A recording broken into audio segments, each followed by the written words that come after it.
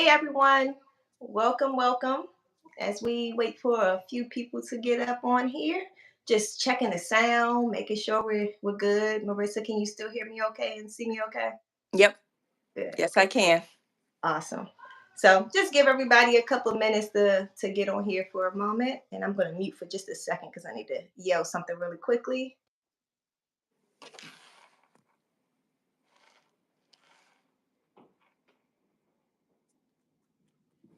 Okay, so So are you able to see the comments? Oh, yes, okay. yes. Okay.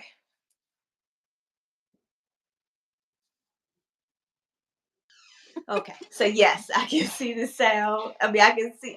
Lord, I can You see can the hear sound. the sound. I can hear the sound good. I can see the picture good, and I can see the comments. And thank you Okay. so much, Trouble, for letting us know that the sound is great. That's awesome. I appreciate that because I'm always like checking. There has been times where I went live and the sound was not good on the other end. So Right. yeah, just checking to make sure everything is great. So I am so excited because this conversation is going to be amazing. I mean, we're talking about something pretty serious, but there's a pro and a con to the whole Mhm. situation about firearms as it relates to domestic abuse. And I thought you're the perfect person to have this conversation with, given your experience with your personal experiences and the experiences of helping others through domestic abuse. So, I just thank you for joining this show today and really giving your insight because I really needed it. You're welcome. You're welcome. No This problem. is a great topic that you're having today, especially on this month of domestic violence. So I think it's very necessary to have this conversation as far as, like you said, the pros and cons. Yeah. So I'll go ahead and get started with everything as it looks like we got people starting to join. So this is Shoot the Of course, you know that you already joined, but I'm Mrs. Trouble, in case you guys did not know, and I have a special guest with us today, Miss Maritza, and she is representing her organization, Enough Cries. So it's a really great organization that is based in Virginia and helps with domestic abuse situations. So she has many resources in which we will also provide to you guys a little bit later in the conversation. But first, again, thank you so much for joining Miss Maritza, and you can give yourself a little more introduction than what I have done You've to done a great explain a little bit job. more. Thank you. So, for those that don't know me, my name is Maritza. I am the founder of an organization called Enough Cries in the Prince William County. I am a survivor, so I only speak on my experience as a survivor. Um, I'm not a psychologist or a counselor, but I only speak on the facts of my life and how my life can help someone else that's going through the same thing or has gone through the same thing that I have gone through. Mhm. That's great. I mean, I think firsthand experiences probably speaks more volumes in this type of situation because it will be hard for someone going through a domestic abuse situation and not really having someone to relate to that has been through something similar. So, what better person to help bring somebody through something than somebody who's gone through a similar situation? So, I think Right. that's a really good connection that you have with the people that you help. And welcome, Lioness Defense. Hey, hey, hey. Thank you so much for joining. Hi, sweetie. Yes, so I'm so That's a excited about this. double trouble team. Oh, yeah. Oh, yeah. All right, so we are going to be discussing the ins and outs of all of the negative and the positive about firearms as it revolves or why as it's connected to domestic abuse situations. So as we go through this, you guys, please be mindful that this is an open discussion, meaning that we do ask for community involvement. That's why we're here. We want to navigate these type of conversations to our community because there's a lot of things we can do in our community to help each other. And it starts with Exactly. conversations like this. So, uh, as we talk about this, I want you guys to be in the mindset that everybody's not going to have the same opinion about things and we're going to be respectful to everyone. We do have someone here helping us. Trouble is helping us here, making sure we kick out all the people who may be saying some weird crazy things. And so I'm not sure where you just went. Okay, you're back. It just kind of blacked out for a second. Um, Oh. yeah, but it's coming back now. So, okay. So basically, just being respectful to everyone is going to be really extremely important right now. Okay. So, as we go through this, the first thing I want to talk about is the role of firearm safety in domestic abuse prevention. Okay. Can So, you just see me? I can Because I feel see like you. I'm frozen. You are frozen. You are. Okay. It's Okay. okay. Let's keep the conversation going. It's okay. I'll come back. Okay. Yeah, let's give it a few moments. Maybe it will. I'm not sure. And I'm not frozen, am I? I don't know if anyone No, out there can see. Okay. no. I don't even think that I'm getting the right numbers either, but it's okay. All right, so we'll just give it a second to kind of kick back, and if it doesn't in the next like 2 minutes or so, maybe Maritza maybe try refreshing your screen and see if that would help. But can you hear me okay? I can. I can. Okay, let's keep it going because that's just probably energy that does not want to get the word out there. So we're gonna keep going. That's the facts. And thank you so much for maintaining positivity about that, because that could be a bit frustrating. And I'm so glad you're not stuck in a weird face expression, okay? Which is awesome. That would be a disaster if you were stuck like Oh my God. Okay. Go ahead. I'm with it. Come on. We're gonna keep going because the message needs to get out there. So that's the facts. All right, so the role of firearm safety in domestic abuse prevention is extremely important, and there's a couple ways that we can look at this. So, I guess the first thing I want to ask you about that is we want to discuss right now how firearm access impacts domestic violence situations, whether it's positive or negative. What have you seen in the community? how does firearms affect domestic violence? That's the question. Okay, Dom- so yeah. I feel like firearms, it increases domestic violence situations in homes. And the reason why I say that is because five times it is 5 times more likely for someone to be killed by the intimate partner, Mhm. leading to the cause of a woman. And statistically, I have read that around 1 million annually women get killed due to domestic violence and guns in a home. And that's a Wow, lot. that is a lot. Wow, that is definitely a lot. So definitely thinking about that situation, and I thank you so much. Our guest is telling us to keep going, so thank you so much for being with us. Hopefully, technology just kicks back and Kicks everything back goes in, well. right? Yeah, but at least we can definitely hear you and continue that conversation. So when it comes to the fact of this statistical data here, um, it's really my heart just goes out to those situations because one of two things happens in a household with firearms. I see very commonly being a firearm instructor. One, you'll have one spouse that goes and buy a firearm and the other spouse has no clue how to use it. That's one. And it's Hmm. usually the male that will go and buy the firearm, obviously so, rightfully so. They want to be they are protectors of their family, and so they're the ones most likely going to go buy a firearm. But then you have the wife that maybe don't have a clue about how to use firearms. This is a very common situations I see with my students. So that's one thing. And the other thing is about how people are actually storing their firearms, whether or not they're safely put away. So those are two things that I feel we can do a little bit better as a community. What Hmm. is your views about all adults that are responsible and that is legally able to handle a firearm, knowing how to use a firearm, regardless if they plan on being the owner or not? What is your thoughts about that? As far as providing safety for the survivor, I think, being that you are an instructor, developing a safety plan is really important, and utilizing the support system. Hmm. Um, since I personally know you as an instructor, I feel like you knowing the story behind why a woman is trying to get the lessons for a firearm is really important because Great. that way you can actually connect with them, not just as an instructor, but in the emotional side of it. Hmm. That's a really great point that I would like to shed on a little bit before answering this question. We have a question. Where did you get that information as far as the statistical data that you were reading about? Do you remember where you found that So information? I volunteer at Axe in Prince William County, and a lot of notes come um, in Prince William County because they have to keep a record of the county. But Mhm. I went into worldwide, so Okay. it's not just in Prince William County. It is in the United States.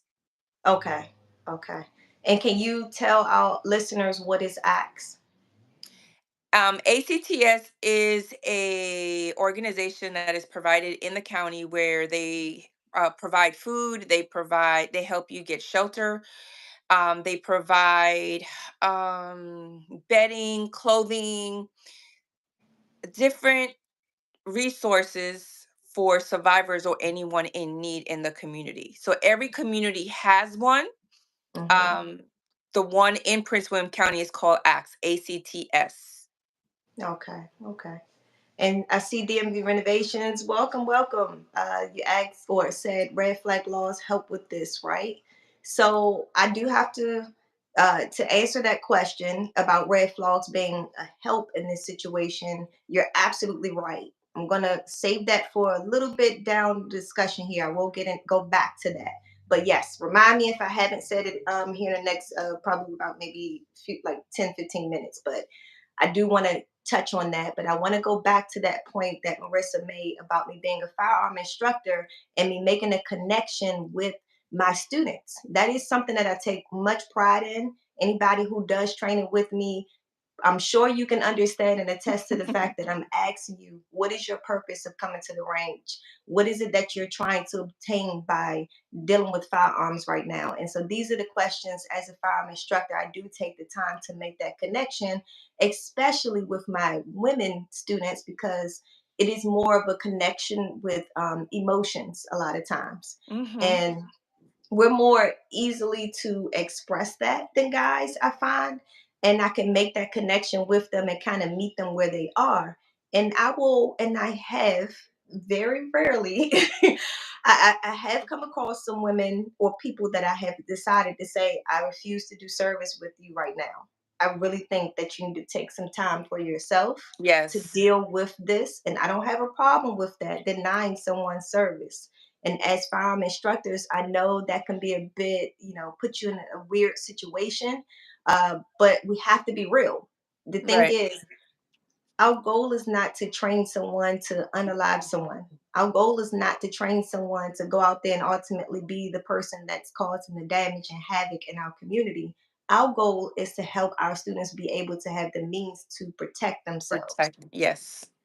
So, with that being said, it's a big responsibility on us to make a great decision to help those that we feel are going to be responsible. But if you're not going to be responsible, I have to refuse your service. Exactly. And that's a good point. Because me personally, I'm gonna speak on me personally.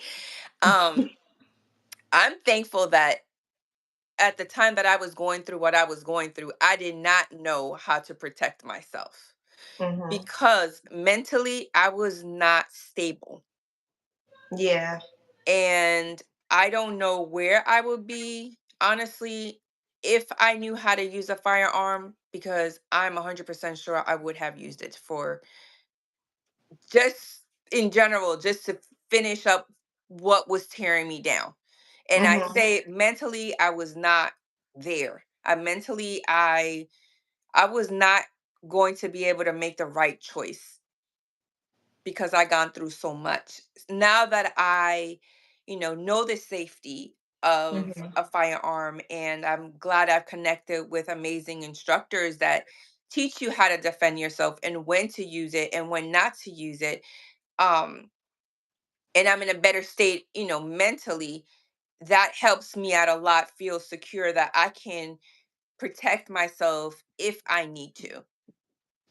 That makes a lot of sense. And for the listeners out there, just to give you guys a little bit more understanding about what specifically we're talking about right now, when a person is a victim of domestic abuse, they are in a certain spiritual, emotional state and Yes. mentally. And so they may not be in the headspace to be responsible with firearms because at that point you're hurt and on Exactly. and then you're also scared. Mhm. So your reaction to how you use a firearm heavily falls back on whatever knowledge you may have about firearm use, and so many of us are not aware of the laws. And it also goes back to your emotional mental state, because if you're at the moment of you're in fear for your life in so many different ways from this person hurting you, you may Right. not care about the consequences. So you don't even care about the law Exactly. at the time. Exactly. So we definitely have to take some time to navigate through that first before we can get to a point where we can actually utilize a firearm as a way of self-defense. So when you've been a victim, so let's talk about that a little bit more as far as someone being a victim of domestic abuse and they now have gotten themselves out of that, situation. What are some steps that you may suggest them to take so that they can mentally and emotionally kind of heal themselves? Well, again, I'm going to say my personal experience, take time for yourself to heal yourself first.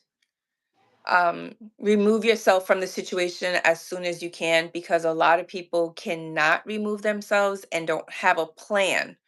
Hmm. I did not have a plan. I know they teach us have a plan, when you're ready to leave. I just picked up and left. Hmm. Like you said, mentally I was not thinking like, what's going to happen tomorrow.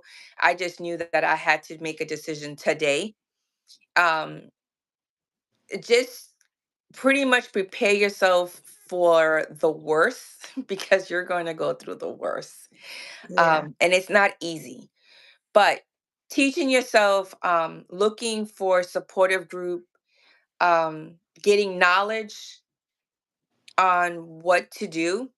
And Hmm. also, I will say again, I'm going to rephrase back to self-defense, and not just per se a gun, but learn self-defense.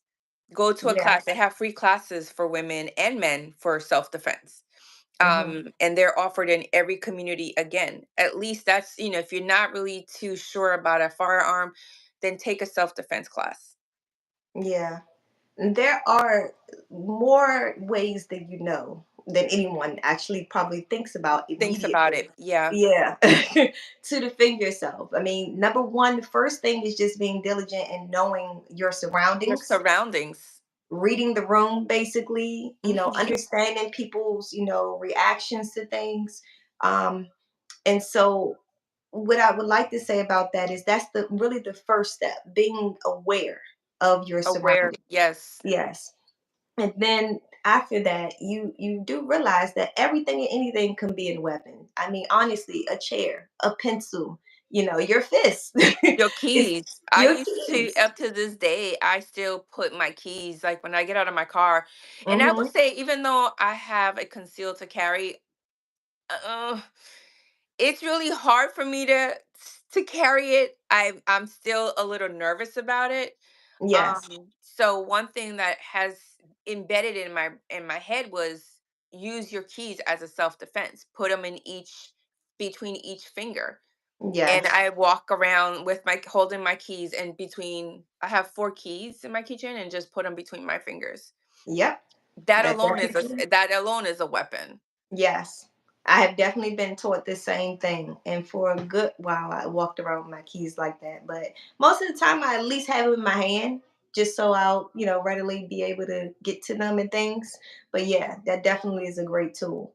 I would like to refer back to what Linus Defense said. One of the last things that Linus Defense mentioned was we want to avoid, as firearm instructors, we want to avoid traumatizing our students by knowing their triggers. So Hmm. that's another reason why we want to make sure we kind of talk to them a little bit about what happened with them and why they're there. And even if they don't give us full details, it's important for us to kind of pick up on certain things. Um, I Body found it. language, yes. Yes. I found it quite interesting to learn what someone's specific fear is about firearms. People have various different things. Some people have fears that the gun is going to go off with it just sitting there, or you just picking it up, just touching it. Some Mhm. people have fears that there's going to be a ricochet. If the bullet hits something, it's going to ricochet and come back to them. I mean, it's all different types of things. And I never judge anyone because of their lack of knowledge, because we all have different experiences. I mean, even myself, I didn't grow up with firearms. So I didn't learn about it until I was an adult, honestly. Right. So it's one of those things where I'm a little patient with people to help them understand about it. So just what are some of the, I guess I would say, is there certain mental health and maybe spiritual health things that you did to help yourself heal emotionally from the trauma?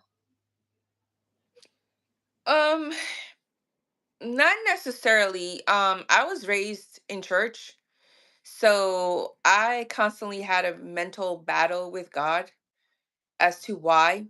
And I guess that's the question that we always ask ourselves when we're going through something, like, why am I going through this? Mhm. And I came to realize, like, there's a lot of things in life that I've gone through and I don't understand why I have gone through it. But then when you find your purpose in life and you know that your life experiences can help someone else, I started changing that why me into why not me. Right. Right. Because Wow, we that's all powerful. go through something. Um, and we can always help someone else out with our experiences. Because That's I would prefer to speak to someone that has gone through something and can speak to me firsthand from their experience, opposed to someone that is, I'm asking somebody for an advice and they're like just throwing, I will say, things from a book. mhm. And I'm like, I could have looked that up myself. But when you talk to me with life experiences, it's like I'm tuned in, like, wow, if they did it, then why can I do it? Like, why can I overcome that? Exactly. Yeah, that's powerful. That makes a lot of sense. I could totally see that connection working a lot better and you really taking heed to what they're saying because there's Right. someone who survived that situation. Yeah. That makes a lot of sense. I mean, because even if we're talking about, by the books, the first thing that someone advises someone to do in these situations is to, besides leave, is to get a restraining order. Hmm. So with these restraining orders, I know it's a piece of paper. it, Right. it doesn't really stop the person from actually attacking you and hurting you technically, okay? It, Hmm. it it protects the person legally for after the fact that that After. person breaks those rules. Um, Exactly. and so that's a really tough one And right I'm there. But glad you pointed that out because a lot of people that have discussions with me that go, well, I did an order of protection. And I'm like, you do realize that's just a piece of paper. And they're like, well, no, because it's supposed to protect. I was like, no, it's not going to protect you. It's a piece of paper that if he breaks those regulations, they can come and arrest that person.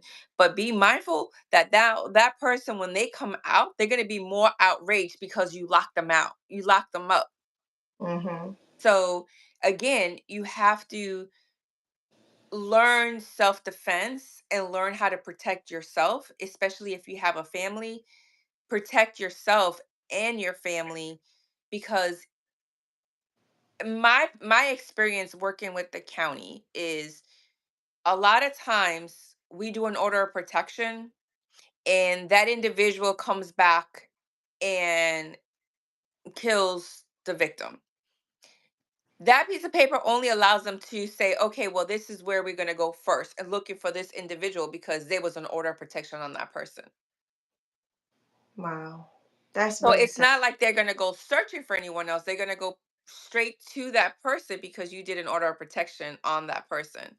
So if I say my husband, I want to do an order of protection on my husband. Okay, now my husband is pissed off because I got him arrested and he Mhm. comes back and kills me. Now they're gonna go to my husband because there was paperwork done on him. It Right. didn't defend me, it didn't protect me. They just now have a lead. This is the person who did it, Right. and we're going to investigate that person. Wow. That's that's really so sad and unfortunate. There has been some women that I've come across though, and their mindset is one of, they're a woman, they're a lady, and they don't have the means to protect them themselves. And I felt so sad listening to these some of these women talk like this, because I'm thinking to myself, I know I'm not the biggest baddest person alive, okay? I know that. But you ain't gonna see me backing down from a fight, but so easy. Not at all. um, and it's one of those things where I don't even like to fight. I actually hate fighting, honestly. I do Mhm. everything I can to avoid from fighting, okay? And that's the thing though. When it comes to protection, self-defense, I'm going to choose to protect myself, protect my family. But there are some people out there who feel like they'd rather just lay down because they'd rather somebody else protect them. Have you come across some women like that that has gone through some domestic abuse situations and they just don't feel like they have the strength or the power to protect themselves? Absolutely. Absolutely. There I have spoken to a lot of women because in my organization, I do encourage women to take a self-defense class and to take your class. Um, because it has made me walk a little more secure and Hmm. safe because I know I have, I'm capable of defending myself. Um, Hmm. I'm one that if I find a brick, I'm gonna hit you with the brick if I don't got nothing in my hand. Don't get me Right. wrong. I'm we're, we're gonna actually have a fight. I mean, if I'm gonna go down, I'm gonna go down with a fight. But that's just my way of thinking. I've always thought that way. Even Hmm. if you beat me up, we're gonna go down in a fight. Um, but I encourage women to at least learn the self defense part of it because you never know when you're gonna need it. Yeah. And that might If be you're like not you. doing it for yourself, do it for your family. Because Exactly. who else? I mean, I know the man is the head of a household, but if the man is the abuser, you have to at some point know when to defend yourself. Exactly. And Yeah. vice versa, because I've even spoken to men that they will be like, "Look, she be throwing stuff at me and, I just be blocking it." Right. That's. And they're not, I mean, I commend them for not hitting the female, but they Hmm. also have to, defend themselves, and the way of defending themselves is leaving the house. And I know it's Wow. a double standard because they will get locked up before we get locked up. Exactly. And I'm glad you brought that to that point. I definitely wanted to steer the conversation in that way at some point to make it known that while this is a woman empowerment channel and we're talking about women being a victim of domestic abuse, it's a clear statement to say that guys are also victims of domestic abuse. So while we're on that topic, one of the two things that I'm seeing in the comments here, I want to go ahead and give some light to, as far as the means of protection, how you go about getting those means, whether or not you're going to use pepper spray or some other less than lethal options. There are so many options about self-defense as far as having particular tools. But one of the Hmm. things you said that was powerful, I liked, is that you said once you took a self-defense class, it helped you feel a little bit more empowered, that you do have some sense or some means of protecting yourself, that you are capable. Absolutely, yeah. And that's one of the things that I think is really powerful, because a lot of times when people are oppressed by someone else, they lose their sense of empowerment and they don't feel like they're strong enough.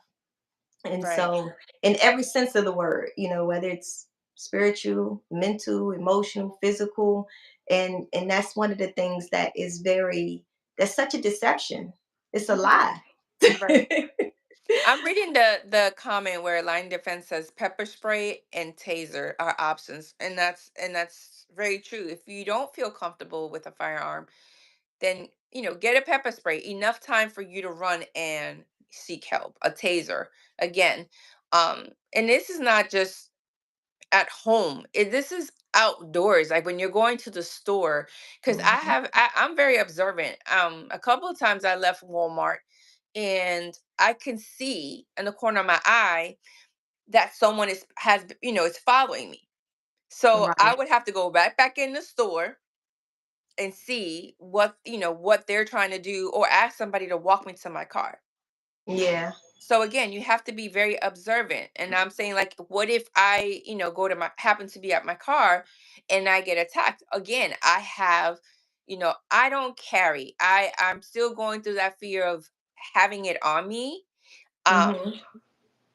I don't know why I'm not over that fear, because I'm a pretty good shooter. I would say, I'm Yes. pretty good. Um, but it's just I'm not fully comfortable. But I Mhm. will say I do carry my pepper spray.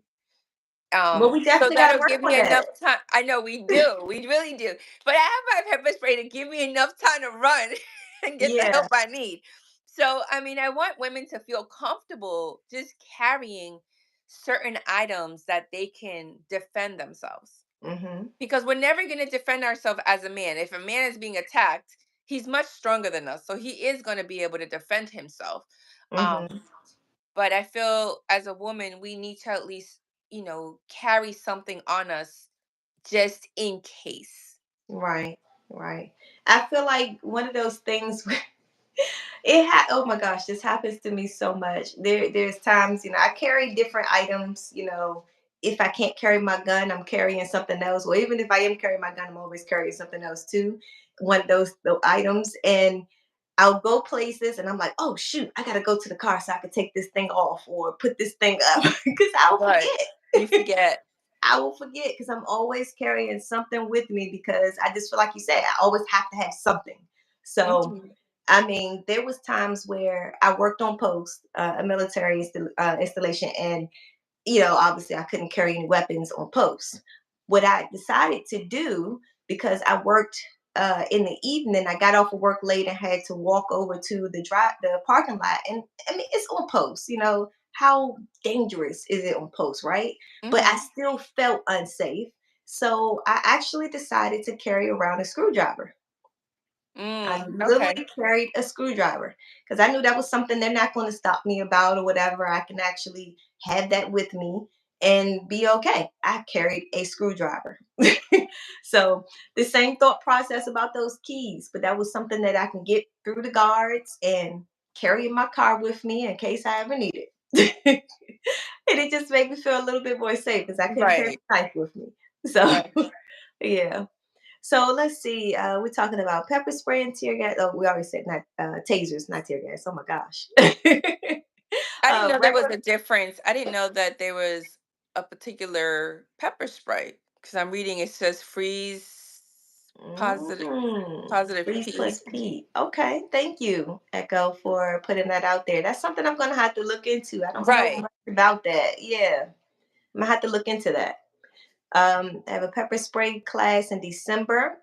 Good. Thank you for putting that out there. Check out Linus Defense. If you guys are in the DMV area, you can check out Linus Defense for that pepper spray class. That would be a bonus for you.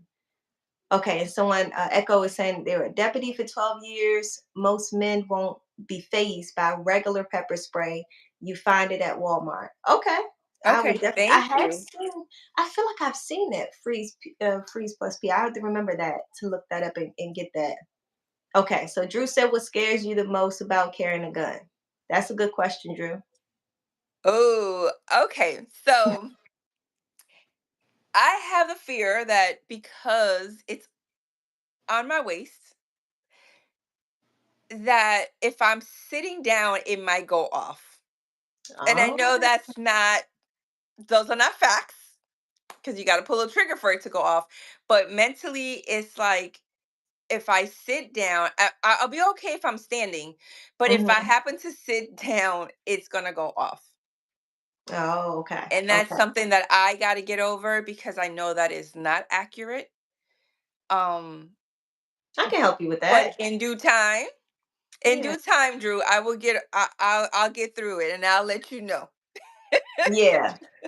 So similarly to what Drew is saying about try carrying a dummy gun, um, then work your way up.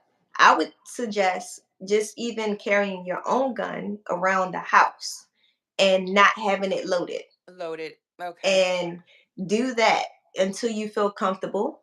Once you feel He comfortable, says only in the movies. I know, Drew. I said I know I'm not accurate. I know it's not accurate, but mentally, it's amazing how your mind can really control your actions. So yes. if my mind is saying it's gonna go off, I don't want to even sit when I have it. But I'll practice at home. I'll practice at home. Okay. So yeah, I would totally suggest that trying it at home first with no firearm. I'm sorry, with no ammunition inside the firearm, and just kind of wear it around the house. You know, you cleaning, you watching the movie, whatever you're doing, and then eventually start to put ammunition inside the magazine and not one inside the chamber. You know, Mm, and once you're comfortable with that, you know, after a period of time, then go ahead and put one inside the chamber and continue to do whatever you're doing around the house until you're comfortable, and then from that you'll probably be able to go out into the world with it and not feel so uncomfortable. That's actually the process personally I took, because yes. I had a similar discomfort with the thought process that I started to carry firearms when I started having children, and I'm sitting up here thinking I got a baby on the hip, I got a firearm on the hip. And I'm like, I don't think Mhm. those two things kind of match. so so that was my fear that it may somehow, some crazy way go off or something because I have my kid I'm trying to put on my hip, you know? So eventually I started to just do exactly what I said, working my way up to being more and more comfortable with it. Right. All right, so there are multiple different types of pepper spray. The ones you want aren't sold at Walmart. Palm and Sabri and red are good. Okay, definitely those are some things to look into right there too. All right. And so yeah, watching the old 90 movies will definitely have you thinking. You're exactly right, Drew, because that's exactly where your mind will go. Those guns went off for any reason in 90s movies for sure. You drop it and it went off. Yes, exactly. Now that definitely has happened with some brands, okay? But let's just be real with that. We're talking about 30 years ago ish as far as the make of those particular brands of firearms that has had some studies to show that they have gone off being dropped, okay? A very very very small percentage of firearms that has had those things happen. But So let, nowadays now they're making guns have safeties on the inside to prevent that. so So, let me ask you a question. Just now that you mentioned that, so let's just say an example. If you do drop a firearm and it does happen to go off, okay, just happens because I'm seeing that it doesn't, but just if it does and it harms someone, what is my right? As like I mm, just injured somebody, but those I firearms. dropped Yeah. some my firearm that I have permission to carry. It just happened to fall out. Mm. Now that would be a good argument in court. I don't think I have a Okay. definitive answer on that because it probably would be very circumstantial. Um, and then what somebody can prove as well would also probably play Okay. a good part in that. So I would say that would be a tough one to give a definitive, like, you know, right or wrong answer per se. But I can see how it can be said a person is negligent for dropping it and the gun going off and hurting someone, you know, Right. and holding them responsible. I can see how that's an argument. Although it's an accident, guns are unforgiving. Right. So that would be a very, very tricky one. Because I Stop know you watching also, movies. as an instructor, you also have given me the information of a lawyer, which Yes. I will say he comes into play in something like that, right? Yes, definitely so. So that is also another peace of mind for me that I would like to leave our viewers with. One of the things that scared me about carrying a firearm, especially after having children, was the fact of the aftermath. what happens after you use the firearm? There's Mhm. going to be some legal situations. I'm going to tell you right now, I am not jail material, okay? I'm not all pretty and, extra, extra girly, girly, okay? But I Mhm. can tell you one thing, I'm not jail material. I can tell you that right now, okay? I need my privacy. I need my long hot showers to myself. I need good food, okay? And I need to be around my family. So all these freedoms that I would not have, that just jail would not work, okay? Now, and I know that's a lot of people can relate to that. My thought process about that is immediately I felt like anytime someone used a gun, they would be going to jail. Period. Mhm. And Right. so, with that in the back of my mind, that's what played with my mind about actually carrying a firearm. It was the fear of being away from my family, really, honestly. And Mhm. so, that eased my mind a lot more to know that I have legal representation to help me because the legal system it scares me, honestly, because it's the unknown.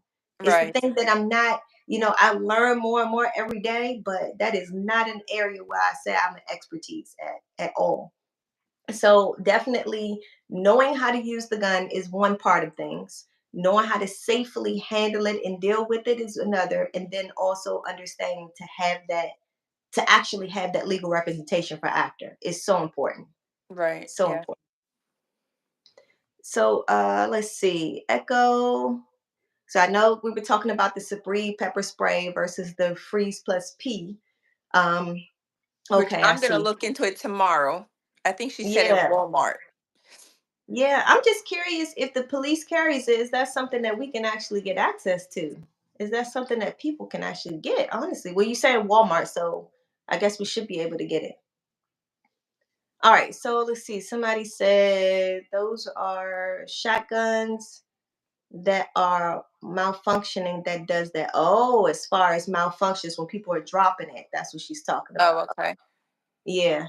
So when it comes to the guns being dropped, there has been some studies. Like I said, these guns are not the ones that we're using today, like the ones that are being manufactured today. These are guns that may have been manufactured 30, 40 years ago. That there was some studies about them being dropped and them actually going off for On off. pistols. Mhm. Yeah.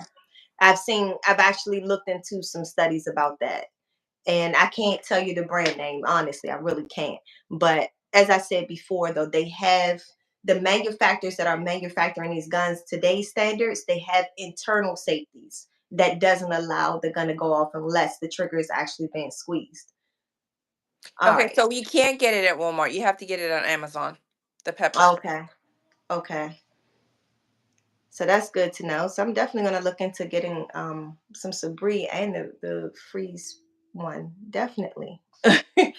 Yeah, that'll be good to have, though. I think that's a really good backup plan. I do carry a pepper spray as well, but honestly, I don't even know what kind it is. I just know it's a spray. And my thought process is this: I've had the same thought process about the pepper spray as I do about a 22 caliber. Okay, and I might get a lot of people that disagree with this, but my thought process with a 22 caliber, people like to say, "Oh, it's not enough stopping power." I don't think anybody wants hot lead going through their body. I mean, honestly, I think that you're going to have a response and a reaction from that Right. person that's Yeah. going to want to leave that situation or at least prevent that from happening again. And I think the same thing with the pepper spray. It may not like put them down on the ground rolling around like the Sabree Right. may or like the Mhm. freeze one may, but I think it's going to do something where they're going to have a reaction and enough time that you might be able to To run push for them safety. down, kick them, or run. Right. So I think it would do something though. So that's the one thing. It's all about you trying to get out of the situation. That's really what it's about. Right. So it's not And really about that's the and gun. that's a way of thinking also by carrying. You don't want Hmm. to take a life if you don't need to, but at least, which I've learned through the years, at least get them down so you can find protection, so you can get shelter and you can just have enough time to run.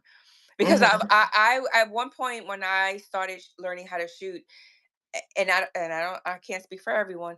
I always said I want to go straight to the chest. I want to get him in the heart. I want to get him in the heart. And I was Hmm. so focused on I want to get him in the heart because Hmm. again, the mindset of me being triggered, which we mentioned at the beginning, was everything will come to me when I will hold a gun at the gun range, because I will go back to the moment where I was being abused, and my way of thinking was I want to get him in the heart so I can finish him. But then Mhm. as I kept learning how to shoot and going to the gun range, and one thing you also said to me when I took a class with you was you want to just aim where you can get them down. And then my mind shifted, like, you know what? I really don't want to take a life if Right. I don't need to, but I do want to get him down or her down or whoever it is for me to be able to be in a safe place. Yep. To end the threat. Right. Yeah. To end the threat. That's So I exactly had what to you're looking for. shift my way of thinking. It's like it's not so much that I want to kill that person or decompose that person. It's just the fact I need to shoot that person in the right area, aim it correctly so I can find safety. Yeah. Yeah. That is a true statement that I think resonates with a lot of people because a lot of times people want to shoot headshot because they think it's cool, you know, Mhm. and they're thinking, oh, that's the shot that's going to take them out, you know. But sometimes you may hear the term of you shoot small, you might miss small, you know. So the thing is, shooting for center mass is going to be better for you to do because while we're at the range training all the time, sure, we're training marksmanship, but those are still, the piece of paper is not moving, okay? But an Mhm. actual person may move. So shooting at a larger target, which would be somewhere probably around that heart area, right? But just center mass is going to be your target area to go for that person because ultimately you want to end the threat, and that's going to be the your best bet, you know, to aim in that area, Right. the general region. Right. So definitely going back to the comments here where we're talking about the someone Echo was saying she actually fought through pepper spray before. Actually being pepper sprayed and actually being able to fight through it. You're a strong one. I've Wow. never I've never had pepper spray in my eyes before. I don't even want to try it. That's one of the reasons why I wasn't so crazy about taking the class because I was told, and I don't know if Linus Defense practice this or not. Or this is a part of your pepper spray class. But I was told before that people actually have to be pepper sprayed when they go through their pepper spray class. Is that a part of your class, Oh my Linus goodness. No, I won't be taking that class. Please answer that question, Linus. Defense? I do She not. said, okay. She Okay. said she don't. Because that was one of my fears. I was like, I don't know if I want to be pepper sprayed. When So yeah, and the thing is, it mm. literally is. Yeah, I'm trying to keep up with some of these comments too. Okay, so you can run Okay, into a little trouble. what's her name? Echo? Echo, yeah. We need her in our team. Like we need her. I need her to have my back because she talk about she's been pepper sprayed twice. Chick, I'm gonna give you my information because I need friends like you to get my back when I'm in trouble. Who has my back? Yeah, so 'Cause we're you taking sound like we're one taking tough trips, cookie. girl trips. We need you right there. Ain't nobody gonna mess with our group. I can tell you that right now. Goodness.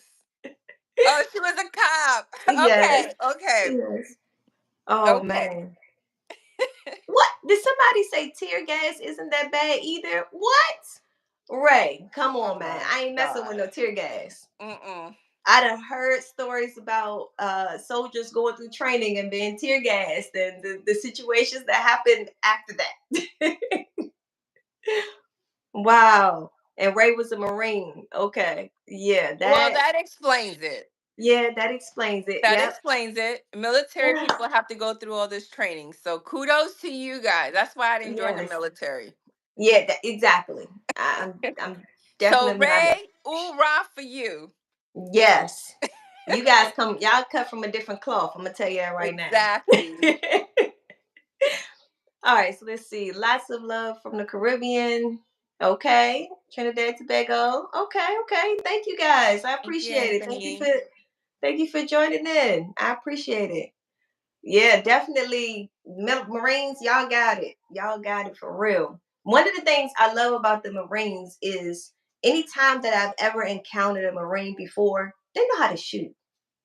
That's one Hmm. thing that they know how to shoot. You can meet people from other branches of the military and they have some sense of shooting and they do pretty good depending on their MOS. But I don't think I've ever encountered a Marine that did not know how to shoot and shoot Well, I good. think each branch specializes in something, right? I mean, Yes, I'm not too yes. sure about, military, but it just seems that each branch specializes in something in particular. So, Yes, they do. And then within that branch, they do have different MOSs. I don't know if they right, call it that in other branches, but I'm speaking of the Army because that's the one I most know well. There's specific jobs. right. Different jobs deal with firearms in certain ways and certain kind of firearms. Some deal with the big guns, some deal with the small guns. So it's one of those things. And welcome, everybody. Thank you so much for all the highs and everything. Oh gosh, and then it burns and make it hard to breathe. Echo. Wow. Yeah. See, that's what I Mm-mm, heard. That's what I heard, and I'm not for all that. That's not. No, thank you. mm-mm, no Oh yeah, and I have to agree with you about that, Echo. I definitely heard the same thing about the Marines shooting more in training than any other training. branch. Yeah, that makes sense. Yeah. Ray said Army is good at well as well being in the Army. Okay, okay. Yep, you're right. And it definitely depends on their MOS though, how much they actually. So one of the things that I'm understanding about our military is that a lot of times they're training with the rifles. Not everybody is dealing with pistols, and Mm, that's the one thing. Yeah.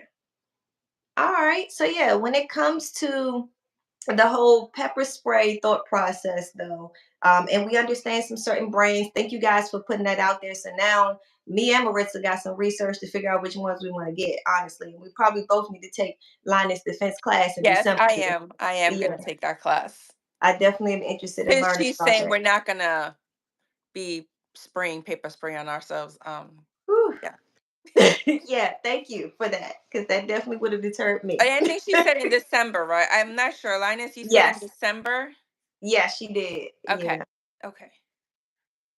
So when it comes to that, we have those options. There are knives, there is tasers, there are things like that. But you guys also have to be mindful of the specific state you're in. You want to look at the legal, thought process around those specific items. And sometimes they do require you to have a concealed carry permit as well in that state. So be mindful of that. There are some states that may allow pepper spray, for example, or certain like Sabri. What is the jail called? Is that the Sabri? But you may have to take a class. You're required to take a class in order to own it.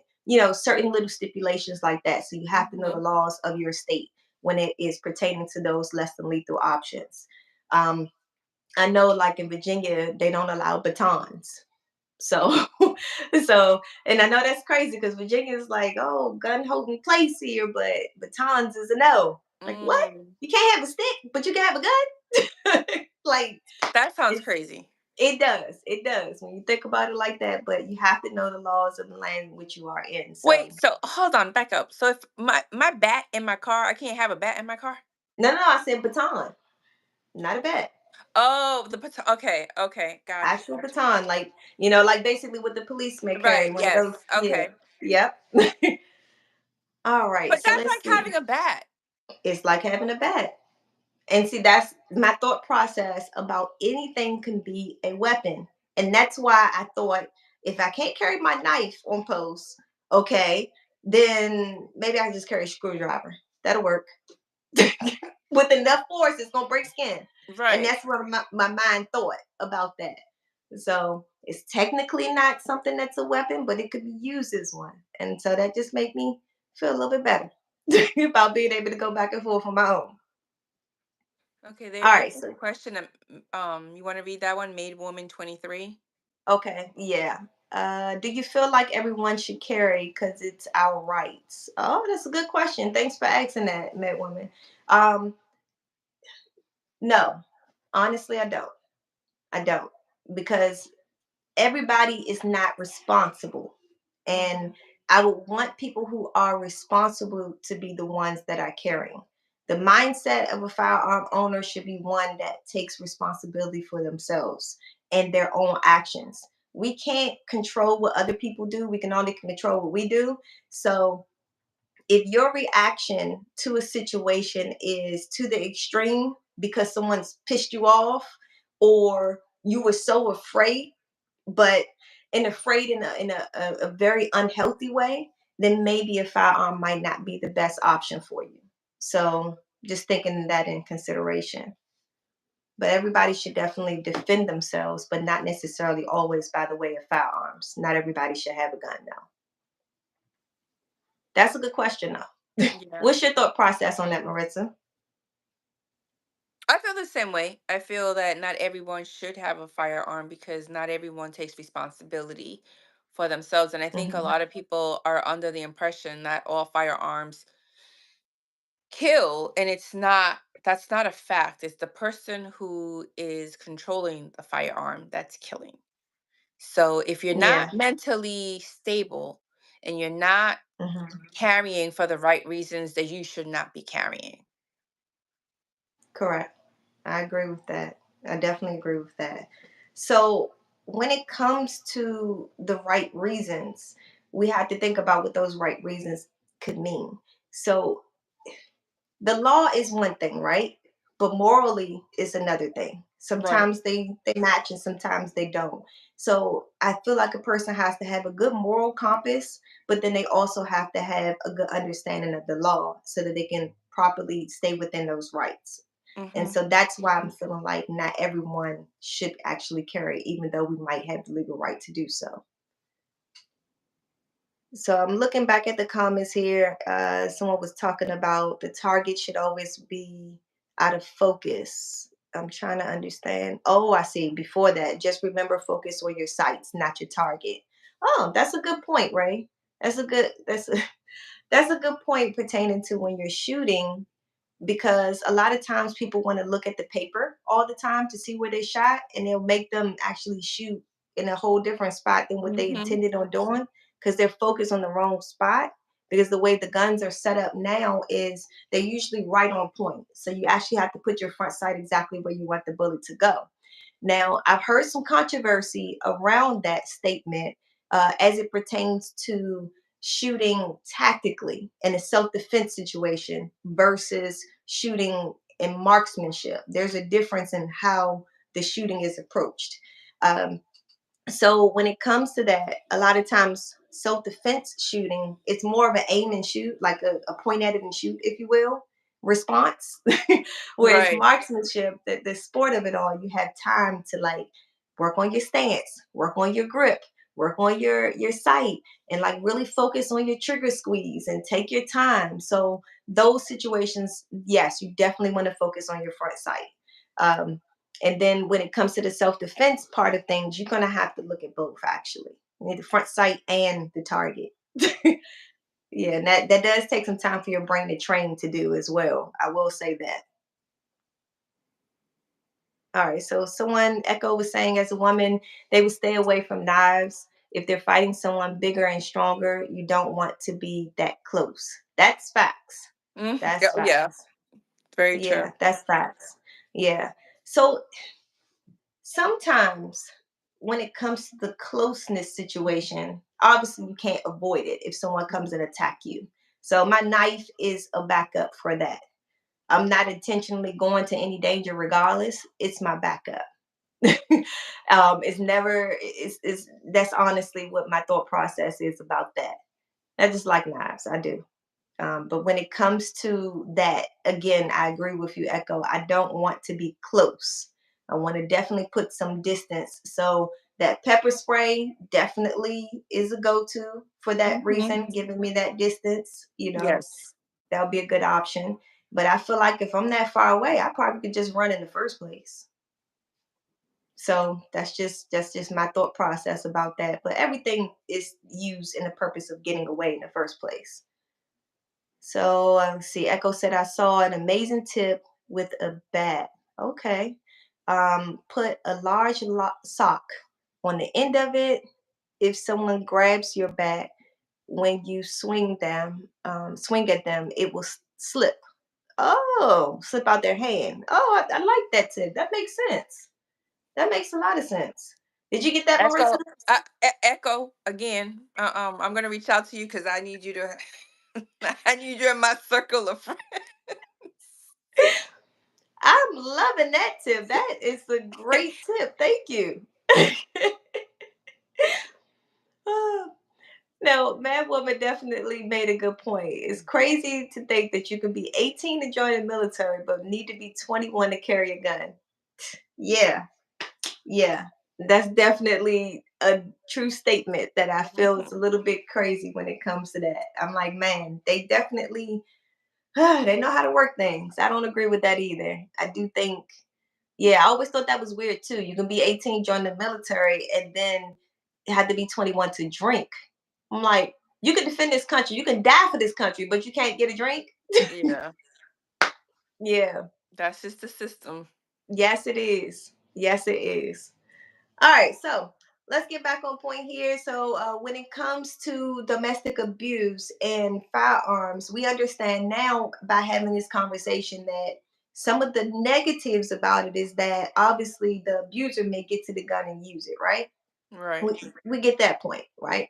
But when we think about firearms from another perspective, that one, each person in the household should know how to use it. Okay. So that person that is being abused, it still would be great that they would know how to use the firearm. So my tip to everyone is, a domestic situation or not, everybody should know how to use the firearm that's in the home, that's of age to do so, and don't have any legal or mental health issues preventing them from using the firearm. Okay.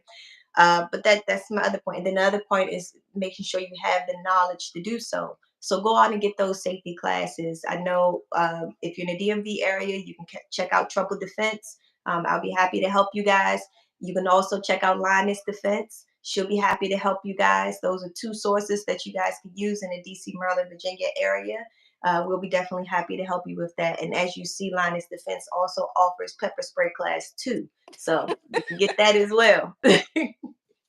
um, so that's one of those things where you want to get the knowledge, and like you Exactly. said, the self-defense class, that was key, key, key, key. And Anytime. I just want to point out too, like when you have a weapon in the house, also to have it in a safe place, because when we have children, I have my grandkids that come over, and one is about to be 17, and curiosity is going to get the best out of them. Yeah. So I know I have to put my gun in a safe place and lock it up. um I don't feel that it's my, as a grandma, I don't want to introduce him to the gun because that's not my responsibility. But if he Hmm. does ask me questions, I do answer. It clicked out for a second. I don't know if you can hear us. I can still hear you. Okay. Now I can hear you. Or I can see you again. Even though you're still frozen, I can hear you now. Yeah, so I think it's really important that if we're going to have a weapon in the house, to keep it in a safe place where the kids can't get to it or get hurt. Hmm. And that Because kids are definitely going to be makes sense. curious, and I Hmm. feel like it's important for them to also learn. Um, I see young kids, white kids learning how to shoot a gun, and I don't feel like the Latin community is so prone to teach our children. Hmm. I see it also in the Black community. I don't see us teaching our kids the right way and the reason why we should learn how to defend ourselves. And I agree. I agree definitely. And that's one of the things that I'm always kind of pushing our community to do is be responsible in the fact of, if you're going to have a firearm in the house, it'd be a great idea to talk to your kids about firearm safety awareness, Right. okay? And then at some point introduce them to actually using it. And my thought process is the same thought process you said, to definitely engage that curiosity factor that they may have, because Right. they're going to see guns on TV. They're going to see guns in the video games. And the way that they perceive it is very important how we introduce it to them. Exactly.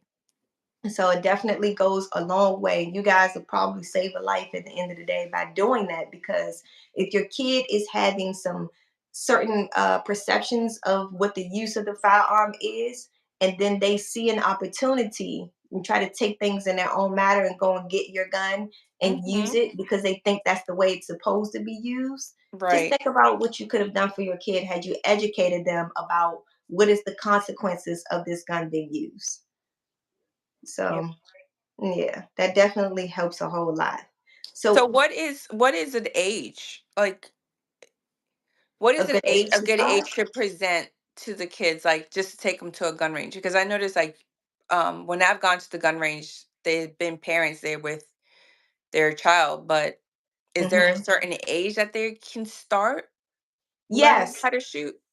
So in the DMV area, my experience is somewhere around 12. Okay. I've heard other states, like I believe it was Utah. I had a student coming from Utah, and they were like, "Oh, we got kids that's like 9 and 10 going to the range." I believe it was Utah. I might be wrong on what state that was, but I know in the DMV area, around 12 12. is Okay. the recommended age, um, and it really just depends on your child. You as a parent, you have to make that decision on whether or not you feel like your kid is responsible enough and mature Right. enough to be able to start dealing with firearms.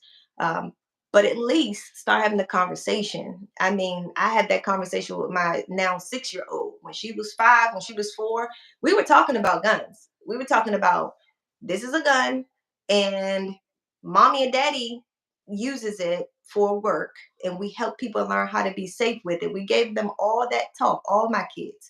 But you don't touch it. And not only do you not touch it, this is why you don't touch it. You don't touch it because Right. accidents can happen and you can hurt yourself or hurt someone else. And worst case scenario, you can unalive someone. Yes, we told our 5 year old that they can ultimately end a life by not using a firearm properly and not having permission to do so. So that was one of the things that we talked about with our kids, all of our kids actually. So Mad Woman said they've been shooting since 8. Yep. That sounds about right. There's some families that do that. Me personally, I have with mine's is always around that 12-year-old, time. It's more so my kids letting me know when they're ready because we deal with Right. guns all the time, so they're seeing it all the time. Shoot, my two oldest ones used to help us set up classes in person, and we would, as the adults, put the firearms on the table, but there had to be about 20 to 30 guns on the table, and they're just running back and forth, playing, helping us do whatever else we got to do to set up the class, and they would just go over there and look. Oh, okay, and then they'll keep going, like they don't even Right. care because the Right. curiosity is gone. Right. They're no longer curious about it. Okay, so let's see. It depends on the maturity of the child. Yep, they say around 12. Don't like it, but know how. That makes sense. That makes sense that the 8 might have happened there. And you could have had. I would like to ask, Madam Woman, when you were first introduced to firearms, was it outside, like in a backyard? Was it that type of experience? I'm just really curious about that. And Mike said this was a good live. Oh, thank you. Thank you. So, when it comes to domestic abuse and the resources that Enough Cries offers, what are some of the resources you have that you can offer anyone in the area? So Enough Cries provides emotional support, um, and empowerment workshops for survivors and victims, people that are going through situations like I was and don't know where to get the help. So we provide the resources as far as a safe place that they can go to, if they need food, if they need items, household items like beddings, blankets, coats, um, counseling sessions, psychiatrists. So it really depends on the need that you may have. If I don't provide it, I will provide you. Um, I will guide you to the right place for you to get Hmm. the help that you need. Okay, well, that's definitely good to know. So, you guys can definitely reach out to Enough Cries if you are in need of any of these services. And as I mentioned, it's another point of this conversation. while we heavily focus on a lot of time women being the victim of domestic abuse, men are also the Also, victim yes. of domestic abuse. And Miss Maritza is equipped to being able to help men and women being a victim of domestic abuse. So let's make that clear and known. So guys, you have no excuse not to reach out for help. Exactly. Yeah. Exactly. So, And maid woman 23, she hunts, right? okay. Yep, My I family see. hunts. Nice, nice, nice. I've never gone hunting before. It just never really interests me. Maybe one day I'll try it out though. But when it comes to that type of way of growing up, it's another good way of being It's connected normal to to the them, right? world. Because they're hunting. Yes. It's normal. It's a Hmm. different world. Yeah. It's definitely a world that's unknown for me, but I can totally see myself being able to do it if needed. It's just one of those things where I'm just like, I don't even care about meat in the first place. So trust me, I'm not going to lose my mind if there's no more chicken. I don't care. But you know what? It's different as you're outdoors, so you're a hunter. So you Yes. really have obstacles in your way. She could probably Mhm. shoot really good because she's used to having trees and obstacles The in the wind and way moving animals. and Yes. moving animals. Okay, Yes. maid woman 23. I need you in my circle as well. Yes. So what I would like to tell you guys, and this is just making sure you guys like, just in closing, I guess I should say, one, definitely go out and get the knowledge you guys need about firearm safety awareness, about any type of tools you need to know for domestic abuse. If you are being a victim yourself, definitely don't stay in that situation. Definitely go out and get some help, get out of that situation as much as you can. And I would let actually Miss Maritza actually close off on what would be some solutions and what would be your advice to anyone going through domestic abuse right now. Uh, run, get out. Just get out. There is help. There is help. I know a lot of time we feel like no one's going to understand us. There is no help. Who do we go to? Every community has a resource facility. Mm-hmm. Every community. I know it's a little embarrassing to go to family. Sometimes we have a good relationship with family that we can go to someone and speak to. I didn't. I chose not to because I was embarrassed. So I really figured it out by myself. But now that Mm-hmm. I've been doing this for 10 years, it's the information is out there for you to use. The resources is out there for you to take advantage of it. So you're not alone. You're not alone at all. And there's a lot of programs and organizations that are willing to help in your community. It's not Yeah, just in the state of Virginia. It's all over wherever you're located. You just have to find that location. that's true. I would definitely second all of what you said as far as that, because that's really great advice to know. A lot of times I'm understanding that people stay in situations because they are fearful of leaving for various reasons, or they're just too comfortable. They're Mhm. fearful of the unknown of what's out there, whether it's they have support or not. But definitely staying in those situations, I really don't think that's the best way of going about life. You And want staying in that situation also, you don't know if you're going to live or die. So why not take the chance to live? that's a true statement. I like that one. I definitely like that. Take the chance on living. Definitely. And the way Absolutely. I see it too is there's a difference from breathing, living, versus Hmm. actually living. Exactly. Yeah. Enjoying your life, having a life worth living and loving it. Yeah. Like Drew was saying, definitely loves that. He said.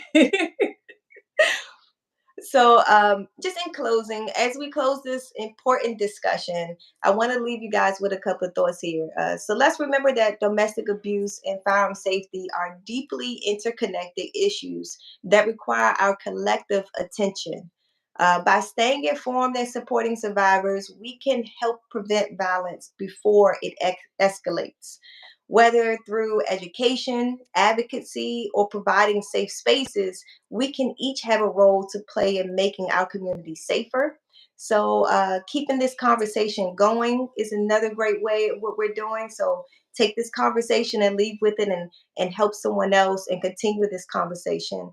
Definitely stay aware of you guys surroundings, stay aware of information and knowledge that you need to know, that's going to help empower you and others with the tools and the knowledge that they need to be able to protect themselves, whether it's by the way of with deadly force, non-deadly force, or just being aware. Okay, so definitely help each other have a lasting impact on positivity in our communities is what our goal should be, honestly. So I'd like to thank you again, Miss Maritza, for joining us today. And I enjoyed this conversation with you guys out there, viewers. I love that you guys jumped in, had a conversation with us. It was fully interactive today. I love this conversation. Definitely take it and continue and spread the word with everyone as far as what we're doing to help each other. Want to make sure that we equip you guys with the knowledge. So I'm always going to find different topics, different ways to help you guys with firearm safety awareness, help you guys with women empowerment. And for our guys out there as well, you guys are doing a major role here because you've been a part of these conversations that we have. You're taking this Absolutely. into your own homes. What you say? Absolutely. I agree. I agree with the men that have joined our conversation. I applaud the good men. I think, well, I don't think this year the organization did acknowledge the good men in our community. So I don't want people, the men that are viewing, to be like, oh, she's against men or she has trauma. No, I absolutely love you all, especially the good men that are playing that role of the definition of what a good man is. Whether it's being a great father, a great uncle, a great husband, a stepdad. I applaud you for doing the amazing things that you do. My organization, I know I speak about domestic violence, but it's on my life experiences, but it's definitely not at all to degrade a man. It's just to put the awareness out there, um, because men do also get abused by women, and they don't come out and say it. They kind of just, it becomes a norm for them, and that's what I'm trying to teach. Abuse is not a norm, it's not a norm, it's not an everyday behavior. So Right, if you're not comfortable, whether they're abusing you emotionally, mentally, physically, financially, it is not normal. It's not, domestic violence is not always physical. So I right. just want to educate people the difference of domestic violence and how to get through it. And thank you for that. Definitely, I've seen the connections in which you've made with people, the women and the men that you have that has been around you. And it's a good testament to the type of work that you're doing, that these people feel gravitated to you. I know me meeting you, I immediately was like, I don't usually like put that little friend word out there very easily. And I don't really get connected to people that easily, but I felt like, okay, yeah, she cool. And so it shows how much you actually care about what you do. And I love that you're out there helping others. You're really paying it forward. And I just love that. You And guys that's what we're definitely check supposed to out. do. We're supposed to pay it forward. Like, we're supposed to help each other.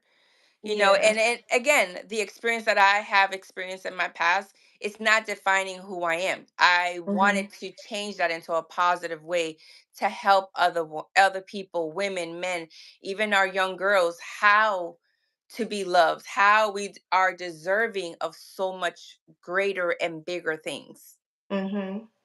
Definitely self worth is a very big key to domestic abuse and how it continues. That's the number one thing I feel like someone may be lacking, and they stay in that situation because they lack the self, you know The self-worth, self worth. yes. Yeah.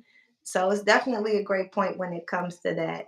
Um, but I want you guys to know that I have done a full interview with Miss Maritza, myself, and Monique, and we had a great conversation about Enough Cries and what things that she's doing in the community to help others. So definitely check out that video on our channel. You'll see her beautiful, lovely face. I know. I'm so sorry. I'm frozen here, but at least I got, we still are able to communicate and get the message out there. So I'm thankful for that. Yeah. Well, thank you so much for joining. I know I have someone saying they got to go, and great job. Thank you so much for being a part of this. I really Thank appreciate your you. comments and being here today. And it definitely was a great interview, as Linus Defense mentioned. So you definitely guys go and check that out. If you haven't already subscribed to the channel, please do so. And that way you'll get notifications when we do go live and we have new videos to put out. So we definitely appreciate all the input from our viewers, and definitely check out our community section of the YouTube channel too. I'll put out different questions and polls and things like that as well, so you guys can stay connected with us. So not going to hold you guys any longer. Have a good night. Have a Thank you good so much for evening. Bye. joining. Bye.